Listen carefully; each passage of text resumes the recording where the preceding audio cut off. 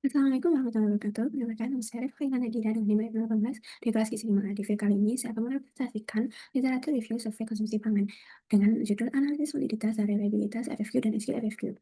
Yang pertama, ada latar belakang di mana survei konsumsi pangan itu adalah suatu metode untuk mengukur konsumsi makanan individu, warga atau kelompok masyarakat, di mana tujuan dari pengukuran ini tuh untuk menilai pola konsumsi, asupan gizi, dan kecukupan gizi untuk menilai status gizi secara tidak langsung. Nah, di mana salah satunya itu adalah dengan menggunakan FFQ. Nah, FFQ ini tuh memiliki dua pendekatan, yaitu kualitatif dengan hanya frekuensi tanpa jumlah detail, dan kuantitatif yaitu dengan frekuensi dan estimasi jumlah konsumsi. Nah, di mana kuantitatif ini kita kenal adalah SQFFQ, merupakan pengembangan dari FFQ yang bersifat kualitatif sehingga nanti hasilnya akan lebih akurat dalam mengestimasi jumlah konsumsi.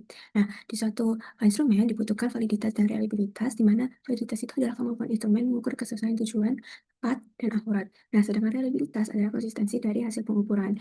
Misalnya pada hasil tes lites atau untuk pengujian. Nah, instrumen itu penting untuk memiliki validitas dan reliabilitas karena untuk menjamin FQFFQ-nya itu benar-benar memiliki pola konsumsi dan hasil yang valid dan reliable itu akurat untuk penilaian asupan gizi, status gizi, intervensi, dan penelitian epidemiologi. Nah, tujuan dari review artikel ini adalah untuk menganalisis dan membandingkan validitas serta reliabilitas FFQ dan SQFFQ berdasarkan hasil dari penelitian sebelumnya. Di mana analisis ini diharapkan dapat memberikan gambaran mengenai kelebihan, keterbatasan, serta tingkat keakuratan kedua instrumen tersebut dalam mengukur pola konsumsi pangan dan asupan zat gizi pada berbagai populasi. Nah, dengan demikian review ini dapat menjadi rujukan dalam pemilihan metode survei konsumsi pangan yang tepat untuk penilaian gizi maupun praktik lapangan.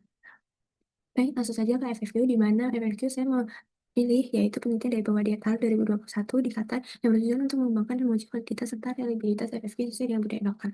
Studi ini tuh melibatkan 107 dewasa sehat dengan usia rata-rata 33 tahun, di mana instrumen yang digunakan adalah modifikasi dari Data History Questionnaire 2 dari National Cancer Institute yang diterjemahkan ke bahasa Arab, diuji dan disesuaikan lagi dengan pola konsumsi masyarakat Qatar. Di mana FFQ ini tuh memuat 72 item makanan, mulai dari sayur sampai dengan rempah, di mana validitasnya dinilai dengan membandingkan hasil FFQ dengan 3 kali 24-hour dietary recall. Sedangkan reliabilitasnya diuji melalui pengisian efektif 2 kali dengan jeda 1 bulan atau yang kita kenal dengan tes retest. Langsung ke analisisnya, di mana validitas FFQ itu tadi dibandingkan dengan 3 kali 24 hour DR, di mana menghasilkan hasil yang valid untuk energi dan makronutrien dan berkorelasi tinggi, paling tinggi adalah pada energi dengan kesesuaian kuartil energi 98,1%, di mana hal ini mendekati 100%. Nah, selanjutnya untuk mikronutrien sendiri itu menunjukkan validitas rendah, bahkan beberapa itu berkorelasi rendah seperti fluor, vitamin A, dan vitamin B2. Nah, tapi juga ada mikronutrien yang cukup valid, contohnya seperti kalsium dan natrium. Dan kesesuaian kuartil mikronutrien tadi itu ada di rentang 52-87%. Nah, kesimpulannya dari validitas FFQ ini itu adalah FFQ itu valid untuk energi dan makronutrien, tapi terbatas untuk mikronutrien. Nah, sedangkan untuk analisis reliabilitasnya adalah di mana dibandingkan dengan metode pengisian 2 kali dengan selang 1 bulan atau tes retest, di mana dihasilkan energi dan makronutrien itu berkorelasi sangat kuat. Nah, contohnya seperti energi, protein, karbohidrat, lemak dengan kesesuaian kuartil makronutrien itu dari 79,5 sampai dengan 100%. Nah, untuk mikronutrien sendiri itu reliabilitasnya tuh cenderung bervariasi, seperti ada yang cukup baik pada zat besi, sedangkan juga ada yang rendah, misalnya pada vitamin B6 dan vitamin A. Nah, kesimpulan dari analisis reliabilitasnya adalah di mana reliable untuk energi dan makronutrien cukup konsisten pada sebagian mikronutrien dan lemah pada beberapa vitamin atau mineral. Baik, di mana selanjutnya adalah kelebihan dan kelemahan dibandingkan dengan metode pembanding tadi disebutkan, yaitu dibandingkan dengan 24 QR, di mana efek ini tuh memiliki kelebihan karena lebih praktis, murah, dan mampu menggambarkan pola makan jangka panjang, sehingga sesuai untuk studi epidemiologi berskala besar. Nah, efek ini itu juga menunjukkan reliabilitas yang cukup baik pada energi dan makronutrien.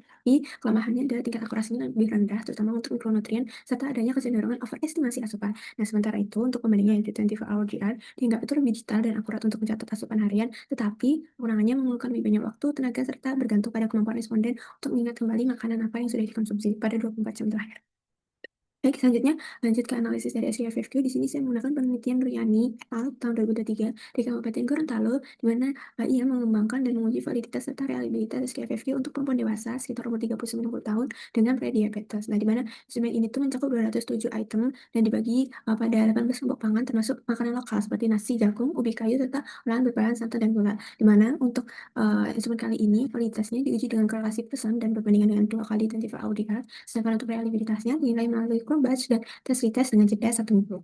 Jadi langsung ke analisisnya, di mana untuk validitasnya tadi sudah disebutkan jumlah itemnya 27 item dan dihasilkan hasil 123 item itu valid, 67 item tidak valid, serta 17 tidak dikonsumsi. Nah, contoh yang tidak valid itu seperti nasi putih, di mana nasi putih ini tidak valid karena datanya itu terlalu homogen, yaitu hampir semua responden mengkonsumsinya setiap hari. Nah, Faktor tidak valid lainnya juga dapat disebabkan oleh korelasi yang rendah seperti pada pangan yang jarang dikonsumsi seperti talas dan ikan tertentu. Sedangkan untuk yang valid, contohnya itu seperti sayur sawi putih, labu kuning, dan buah pepaya. Nah, dengan perbandingannya dengan 2 kali 24 hour diet, itu tidak ditemukan perbedaan yang bermakna atau P lebih dari 0,05 pada energi, protein, lemak, kolesterol, vitamin A, karoten, dan natrium. Sedangkan berbeda signifikan dengan P kurang dari 0,065 pada karbohidrat, serat, vitamin E, vitamin B1, folat, vitamin C, kalium, dan seng. Nah, berarti kesimpulannya dari validitas SKFF ini itu adalah valid untuk energi dan zat gizi makro, namun terbatas pada pangan homogen atau yang jarang dikonsumsi.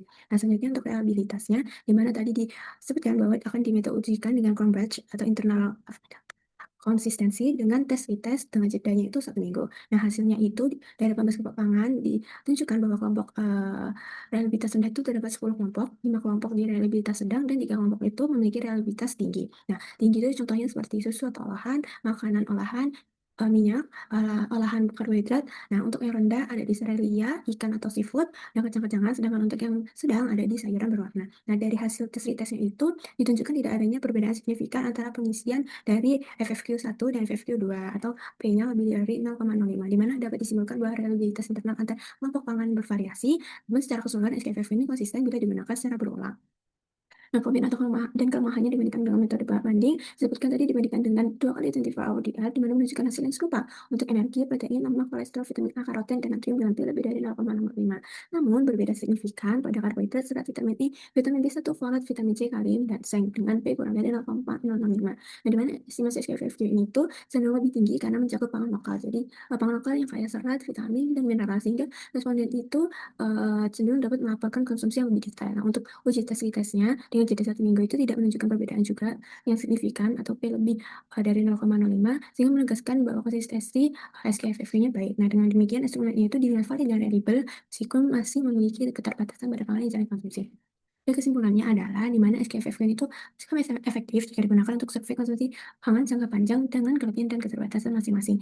Memang uh, kelebihannya ada di jangka panjangnya, sedangkan misal seperti 24 hour food recall itu tidak bisa digunakan pada jangka panjang. Nah, untuk FFQ ini itu valid dan reliable untuk energi serta makronutrien, praktis untuk studi besar, namun lemah pada mikronutrien dan cenderung overestimasi. Sedangkan SQFQ lebih detail dan mampu menangkap variasi pangan lokal, namun validitasnya itu rendah pada pangan yang jarang dikonsumsi dan reliabilitasnya itu antar kelompok cenderung bervariasi. Nah, secara umum, tapi keduanya ini cukup konsisten dan dapat diandalkan sebagai instrumen penelitian gizi. Nah, sarannya adalah di mana ujinya itu sebaiknya dilakukan pada sampel yang lebih besar dan beragam, maka hasilnya itu lebih dapat digeneralisasikan pada populasi luas. Dan yang kedua, penggunaan kombinasi metode seperti bisa dengan FFQ, SKFFQ dengan 24 hour dietary cost. Dengan ini dapat meningkatkan akurasi estimasi asupan gizinya. Lalu, yang ketiga, praktisi gizi di lapangan itu sebaiknya bisa memilih metode yang sesuai dengan kebutuhannya. Nah, lalu yang terakhir, perlu adanya pelatihan enumerator agar pengisian instrumen itu lebih terstandar sehingga meminimalisir bias pengumpulan. Baik, ini merupakan daftar pustaka saya. Sekian dari saya, kurang lebihnya mohon maaf. Wassalamualaikum warahmatullahi wabarakatuh.